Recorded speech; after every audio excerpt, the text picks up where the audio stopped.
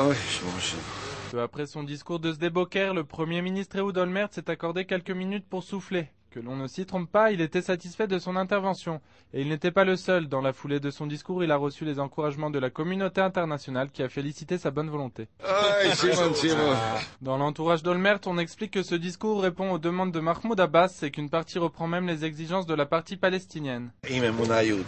Et si dans les couloirs du bureau du Premier ministre c'est le scepticisme qui domine, la proposition du Premier ministre a ravi la communauté internationale. De visite en Finlande, la ministre des Affaires étrangères Tzipi Livni a reçu un accueil chaleureux de ses homologues européens. Livni, qui s'est attachée à expliquer pourquoi la rencontre au sommet entre Abbas et Olmert n'a toujours pas eu lieu.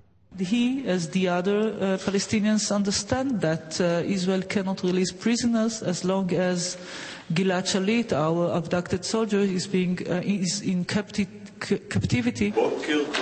Mais tout le monde ne soutient pas le fragile cessez-le-feu et l'appel au calme. Le chef d'état-major Dan Khaloutz a fait savoir ce mardi à la commission de la Knesset sur la sécurité et la diplomatie que l'armée ne soutenait que partiellement la décision.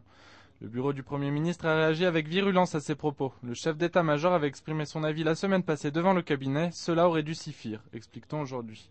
Après son discours de Sde-Boker et les propositions qu'il a formulées, le Premier ministre est surtout en quête de soutien.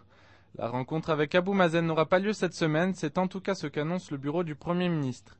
Ce mercredi arrive à Tel Aviv Omar Suleiman, le chef des renseignements égyptiens, qui s'est entretenu la semaine dernière avec le chef du bureau politique du Hamas, Khaled Mashal, concernant le cas de Gilad Shalit.